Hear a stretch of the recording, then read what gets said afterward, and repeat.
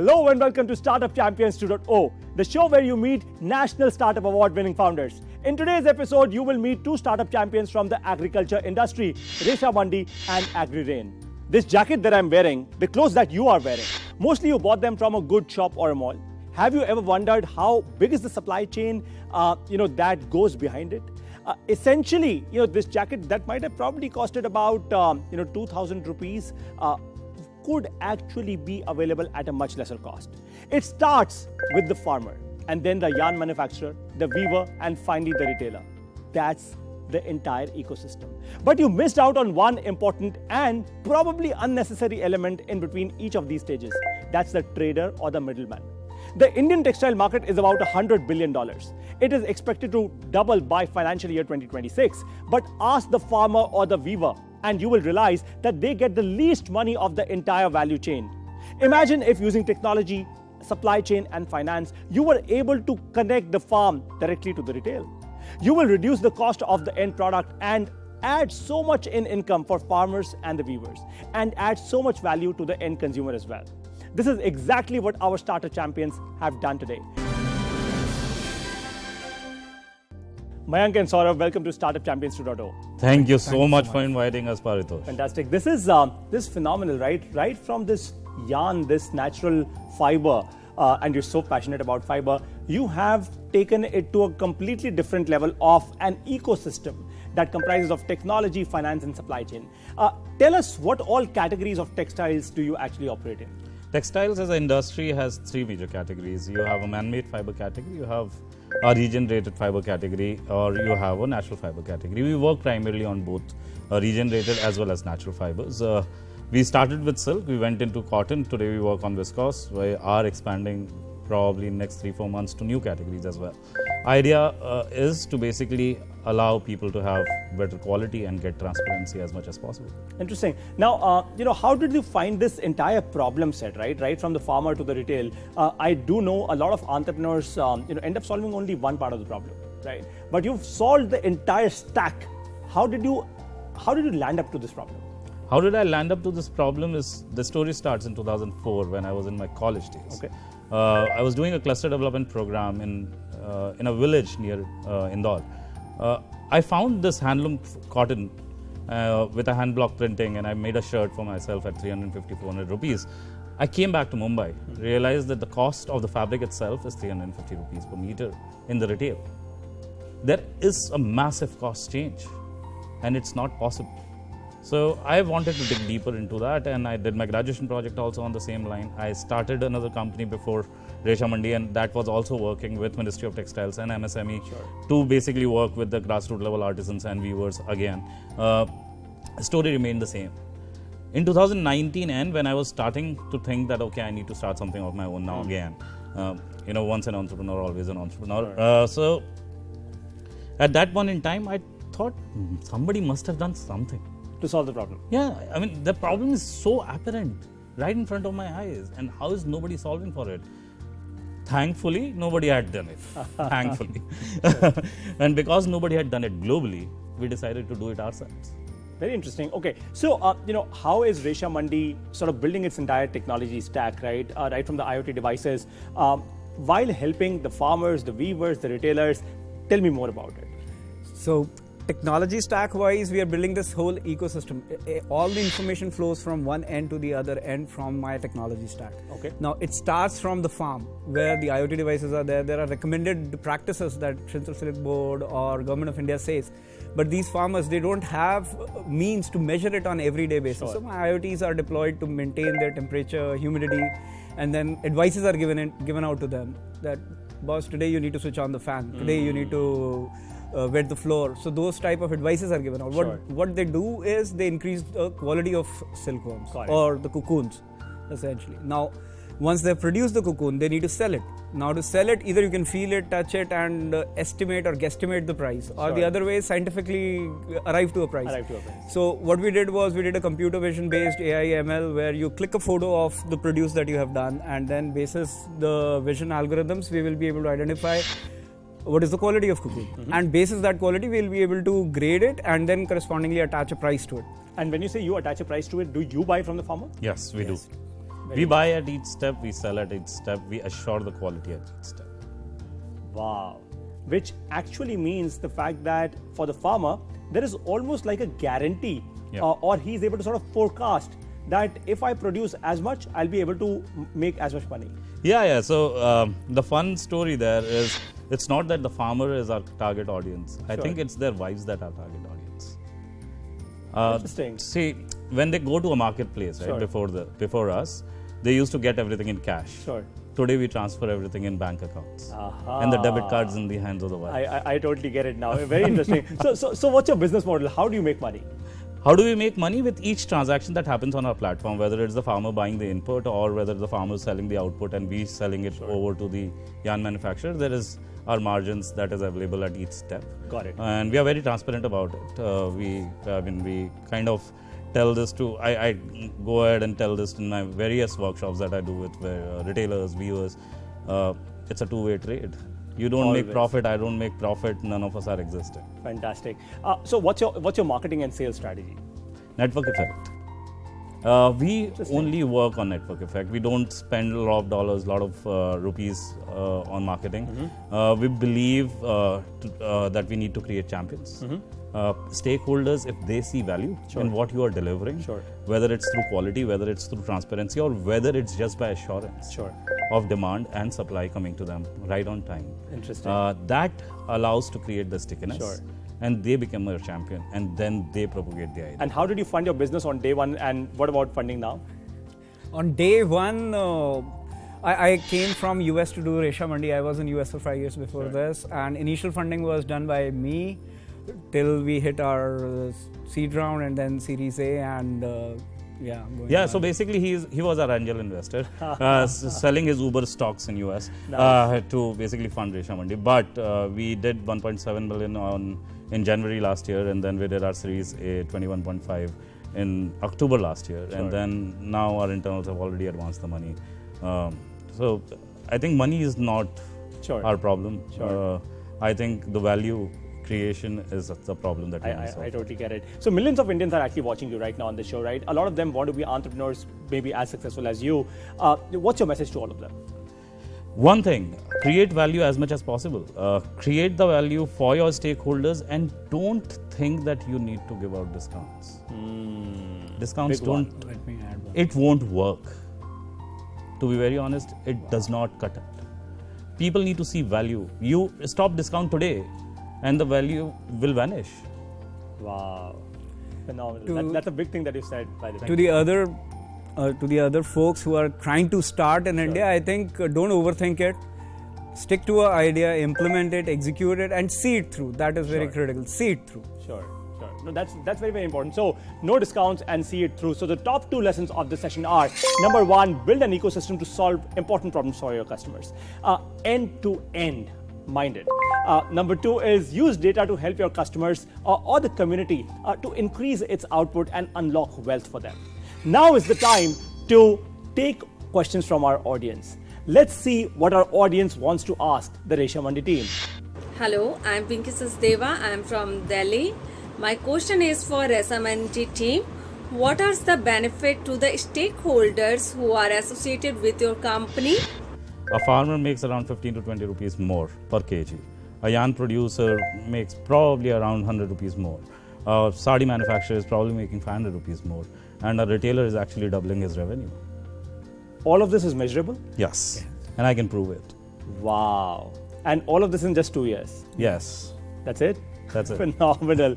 So you got your answer, and I am amazed and excited both that within just about 2 years, Resha Mandi team has proven the fact that a farmer can make more money, a yarn manufacturer can make more money, a sari seller can make more money. It's just phenomenal, and that's why they are where they are today. On that note, it's time for a very, very short break. Don't go anywhere, because on the other side of this break, you will meet our other startup champion. I'll see you on the other side. Welcome back to Startup Champions 2.0. The share of agriculture in GDP increased to 19.9% in 2020-2021. While it seems easy to just have a land, bear it all down and start farming, today you will know it is not as easy. In fact, our startup champion says that it is not even financially viable in times today. She says regenerative farming will save the soil, give us food, and slow down global warming too. Even after all the technology available, one of the fundamental problems that our farmers are facing is timely irrigation. In many parts of the country, farmers don't have access to technology and capital that can grow their crop yield. Farmers need an entire ecosystem of technology, on-ground support and data to help them improve their output and help their lifestyle. This is exactly the problem that our startup champion is solving today. Let's now see the AgriRain story.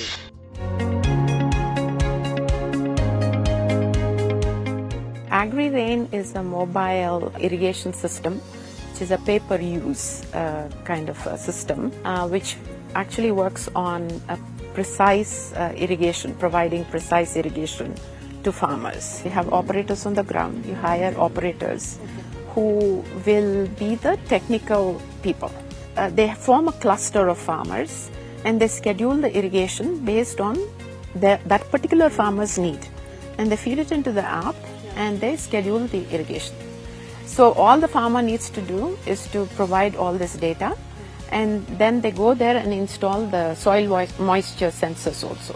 When the need comes, the operator takes the hose reel, it's attached to a tractor, takes it to the farmer's field and provides the irrigation during that time. AgriRain now operates with about 8,000 farmers across 6 states in India. Most of the farmers, what they have noticed is there's an increase in yield. There's almost like a 40% increase in yield for soybean and 20 to 40% increase in chickpea. The longer vision is to expand to more and more marginal farmers, more and more smallholder farmers.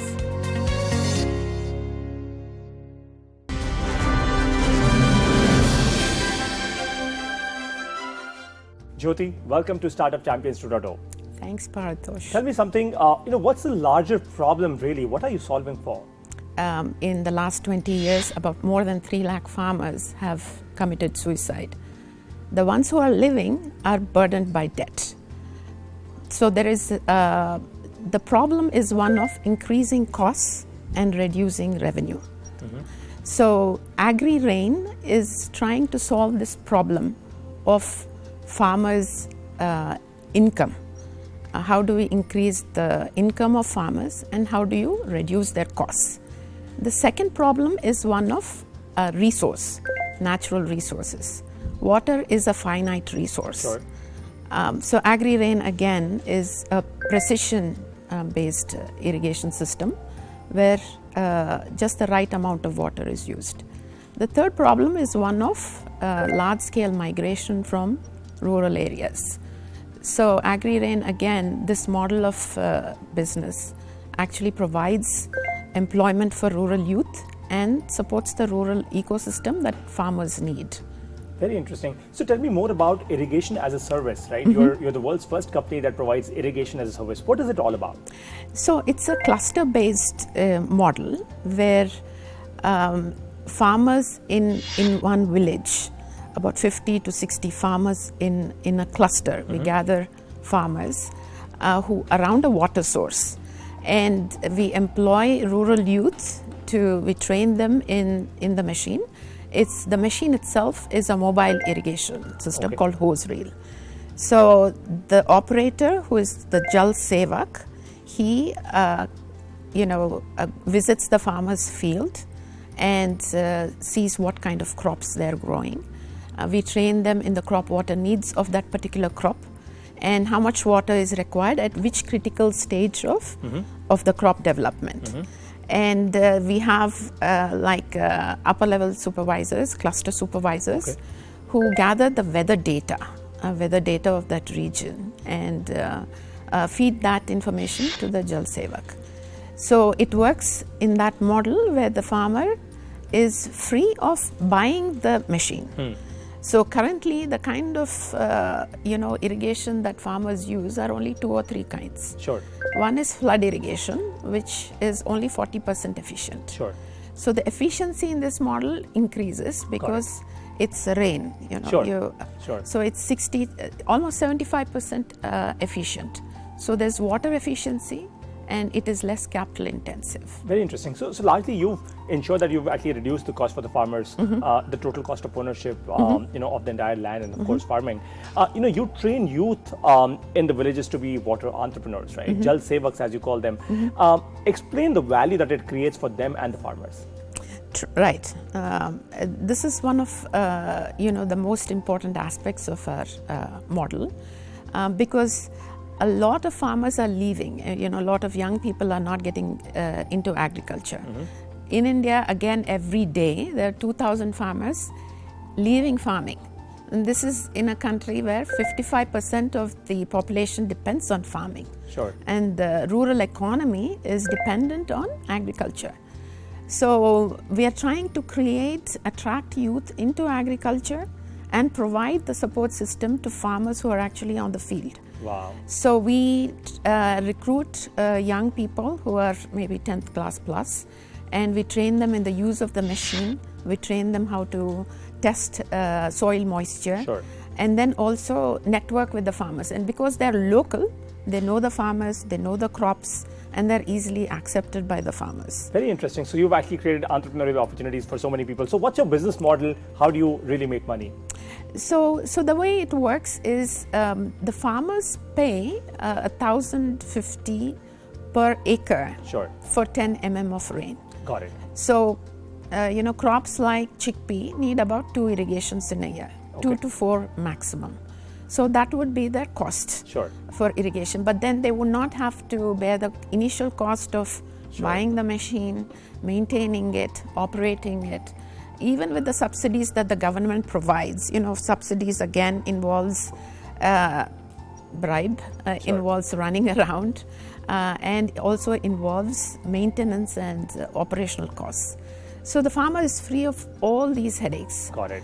They're free of trying to design, a system that suits their particular crop. When does my crop need water? This is not, is not necessarily in the farmer's know-how. So what you've fundamentally done is you've fundamentally become like the central processing unit for the farmer, right? You're really the brains, and now the farmer only has to focus on the land and of course on the crop. Right. Everything else is what you take care of. Right. Millions of Indians are actually watching you right now on this show. What's your message to all of them? You've suddenly opened everyone's eyes to to a problem that exists and must be solved. So what's your message? The message is everyone who eats, and that's all of us, should spend at least some time thinking about the farmer who grows the food. And we have to think about how is there anything that we can do to support the farmer? Are there opportunities where we can buy food directly from the farmer as opposed to going to a supermarket? Teaching your kids that the food comes from the farm and from a farmer's hands, and not necessarily from the fridge or from the supermarket. Sure. To the farmers, I would say, focus on crops that don't need too much water. An acre of paddy consumes about 1 lakh of liters of water. It needs 1 lakh of liters of water. So focus on crops that require less water, like there are millets, there are pulse crops, and focus on practices that reduce the water use. Technologies like what AgriRain is providing is one of them. So focus on that. Focus on improving your income and reducing your cost. Focus on soil health. Focus on using less fertilizers, because if you don't have healthy soil, you will not produce food. Of course. And to investors, I would say invest in agriculture. Computers are great, everything else is great, but the most basic need for us is food. So focus on agriculture, invest in agriculture. Got it. On that note, you got the points loud and clear. Focus on agriculture and learn more about the problems and solve them for agriculture. The top 2 lessons of the session are: number 1, farmers are yet to adapt to rapid technological change. Give them an ecosystem and not just a tool. Make it easier for them to grow their yield. And number 2, before solving any problem, experience it very deeply. It is okay to be a round peg in a square hole. Who knows what you create? Now it's time to take audience's questions. Are you ready for them? Yes. Fantastic. Please come on screen and ask your question. Hello, my name is Ikshu. I'm from Delhi. My question is for AgriRain.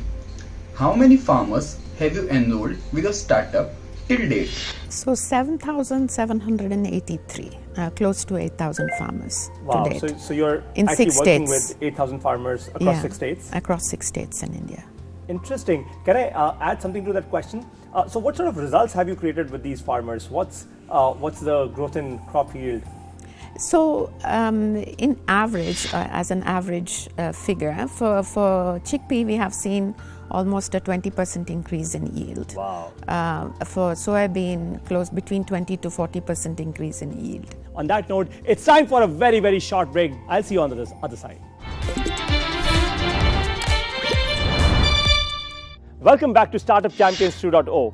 Learning leads to earning. You all know this. Let's continue our journey of learning with step number 9 of how to start a startup. You've already learned till step number 8. Now is the 9th step.